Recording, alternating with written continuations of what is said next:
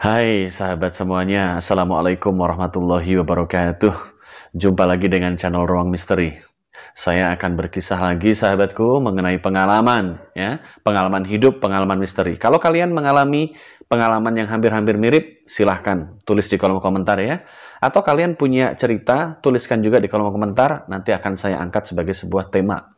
Nah, pengalaman saya langsung saja, ini saya alami pada saat saya usia 22 tahun sahabatku. Ya, kalau sekarang saya sudah 42 lebih, ya. Jadi ini beberapa puluh tahun yang lalu pengalaman saya terjadi. Nah, waktu itu saya memang iseng-iseng mengikuti latihan pencak, ya. Pencak ya, khas ya di Jawa Timur. Waktu itu memang tidak dipungut biaya dan sesepuh yang melatihnya adalah orang yang memang sudah dikenal pemimpin atau tokoh di desa kami ya. Beliau sudah sepuh, memiliki musola. Nah, singkat cerita ya, latihan kita itu setiap Kamis malam Jumat. Ya, setiap hari Kamis malam Jumat itu rutin. Jadi seminggu sekali.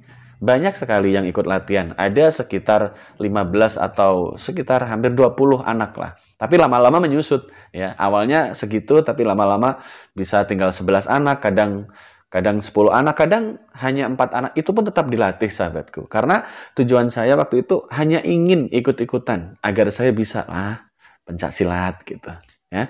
Nah, lanjut ke cerita berikutnya. Latihan dimulai biasanya rutin sehabis Isya, yaitu sekitar pukul 8 malam. Ya, rutin itu.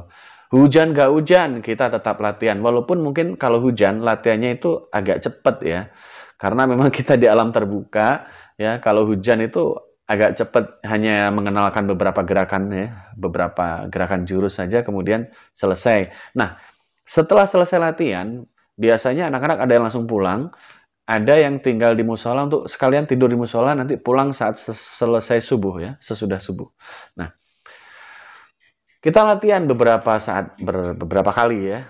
Nah, pada suatu ketika kondisi mendung, saya tetap berangkat latihan karena memang saya ingin bisa ya. Saya ingin bisa. Saya kan sudah mengikuti beberapa latihan, badan juga terasa masih jarem-jarem ya, maklum karena otot-otot baru dilatih kan. Nah, tapi saya sudah mengikuti beberapa kali sesi latihan. Malam itu cuaca mendung, saya nekat tetap berangkat ya ke tempat sesepuh yang melatih kami pencak. Nah, saat itu ternyata yang datang hanya sekitar 4 teman ya, 4 teman latihan. Biasanya sih lebih dari itu ya, kadang sampai lebih dari 10 orang, tapi malam itu yang datang hanya 4 ya. Kita kumpul dulu di musola, kemudian berlatih ya, karena memang mau hujan, kita berlatih. Waktu itu hujan turun sekitar jam 11 malam. Baru kita selesai latihan lebih awal. Biasanya bisa lebih jam 11 malam latihannya. Ada aja yang harus kita latih, termasuk juga petuah-petuah, nasihat-nasihat waktu itu selalu kita dapatkan dari beliau. Ya. Nah, waktu gerimis datang itu, kita langsung menyebar nih. Ya, ada yang ke tempat cuci kaki, ada yang tempat wudhu. Ya, kemudian kita ke musola menunggu sampai hujan reda, kemudian pikir kita setelah hujan reda kita pulang ya, atau ada yang memutuskan tidur di situ sampai kemudian setelah subuh pulang. Yang terjadi malam itu saya sendirian. Yang lain pulang, tempat saya paling jauh, rumah saya paling jauh, rumah orang tua saya paling jauh ya. Jadi saya memutuskan untuk stay sendirian di musola. Ya sudah, saya istirahat karena ngantuk ya, sekitar mungkin jam 12 malam, teman-teman udah pada pulang dan mereka rumahnya dekat dari tempat latihan. Saya yang paling jauh.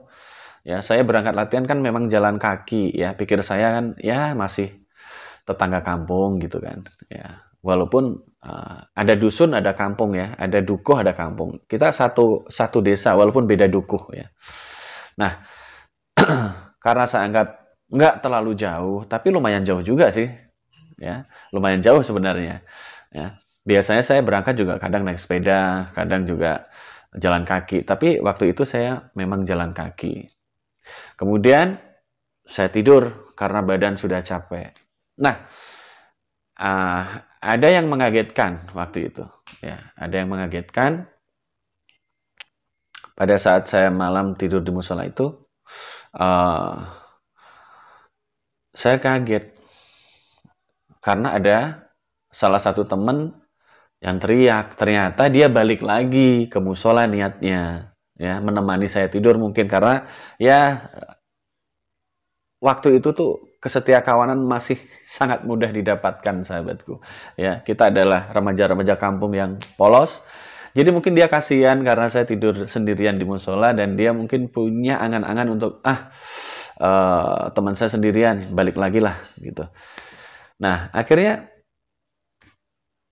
terjadilah itu teriakan, jeritan ya. Jeritan, wah gitu. Saya spontan bangun. Dan karena saya nggak tahu apa-apa, saya tolah-toleh dulu. Loh, kenapa si Bakri ini langsung lari? Teman saya namanya Bakri. Terus kemudian saya coba kejar dia. Ada apa? Ada apa? Enak opo, enak opo. Ya, kita bahasa Jawa sehari-hari ya. Enak opo, Kri, enak opo. Dia sambil nuding nggak bisa ngomong. Gitu aja, sahabatku. Ya, dia hanya nuding-nuding di ruang depan musola. Ya, nuding-nuding di ruang depan musola. Katanya di belakang jendela, di belakang jendela. Nah, saya kan nggak tahu apa-apa. Saya tidur di situ, sempat tertidur memang, walaupun mungkin baru sekitar 20 menitan lah, nggak sampai 30 menit. Saya jadinya terbangun, kaget gitu kan. Ya, malam lagi ya, sekitar jam 1 itu kan, jam 1:30, jam 1-an lebih pokoknya. Kita nggak lihat secara persis. Tapi si Bakri ini, dia manggil nama saya begitu, hanya bisa duding-duding begini. Ya, karena saya juga akhirnya ikut agak-agak panik gitu. Kemudian saya pegang tangannya, saya ajak untuk ke depan lagi, ya ke musola lagi karena kondisinya masih gerimis, teman-teman. Hujan remis-remis ya, hujan gerimis-gerimis. Saya ajak lagi dia ke musola, nggak usah, tapi dia nggak mau. Pikir saya ajak lagi lah dia ke musola, berteduh di situ. Dia nggak mau, nggak. Dia nggak mau. Ya, saya heran, ada apa sebenarnya? Apa yang dia tuding? Apa yang dia lihat sewaktu mau masuk musola dan dia teriak, kemudian kabur keluar musola tadi? Ya ternyata itu harus nunggu, nggak bisa langsung. Saya ajak untuk menjauh memang dari musola itu. Kalau memang dia nggak berani masuk ke musola. Ya saya spontan saja, saya ajak, ya wes, ayo melaku. Ya, ayo ngalih kok ini. Pikir saya sih pindah.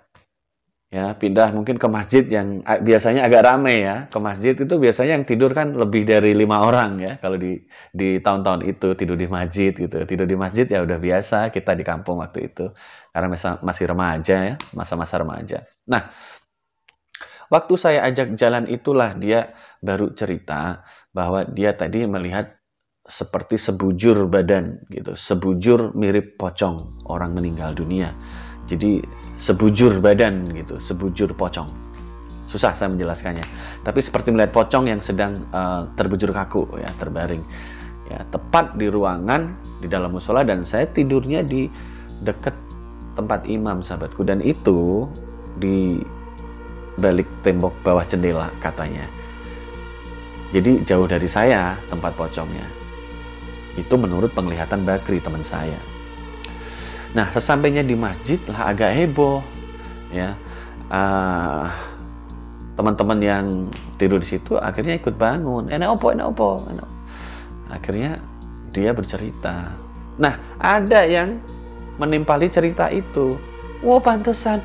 Kuwi mungkin klosone sing mang tinggi ngedusi wong mati pas sore mang jam 4. Saya ingat di kampung itu kayaknya iya ada yang meninggal sore tadi. Nah, dia bilang tikarnya ditaruh di situ. Tikar yang bekas untuk mandiin jenazah tadi ya. Tikar bekas memandikan jenazah. Jadi ya memang ditaruh di situ. Akhirnya saya ikut merinding. Waduh, nggak sadar saya kejadian seperti itu. Karena memang saya nggak melihat ada fenomena yang aneh sih. Saya capek habis latihan pencak, teman-teman pada pulang, saya udah ngantuk, saya nggak sanggup pulang lagi, makanya saya putuskan tidur di musola. Ternyata Bakri kembali, ya kembali ke musola, mungkin ya ingin menemani saya istirahat di situ. Belum benar-benar masuk dekat saya, dia udah teriak duluan dan lari lagi keluar. Dan saya terbangun, saya bengong sebentar, kemudian menyusul dia ke depan. Dia udah gemeteran itu sambil nuding-nuding, itu, iku, begitu. Ya, dia menuding-nuding sosok itu. Nah, baru sampai ke masjid itulah, di tempat-tempat teman-teman yang agak banyak tidur di masjid, karena di musola sama di masjid waktu itu ya biasanya tidur lebih banyak di masjid. Ya, lebih luas juga tempatnya.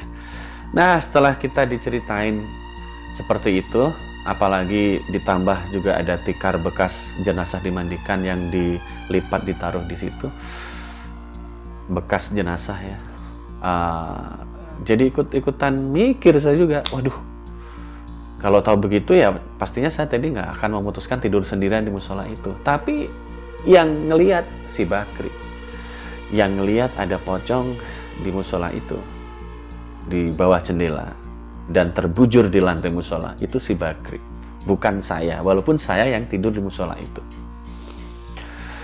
Itulah pengalaman yang pernah saya alami, sahabatku, ya. Mungkin ceritanya belepotan saya menceritakan ke kalian, tapi intinya seperti itu. Kalau kalian hampir sama ceritanya dengan pengalaman-pengalaman yang tadi saya paparkan, silahkan tulis di kolom komentar ya. Kita akan berbagi. Kita berbagi cerita-cerita misteri. Oke, kita sambung di konten berikutnya. Jangan lupa like, subscribe. Wassalamualaikum warahmatullahi wabarakatuh.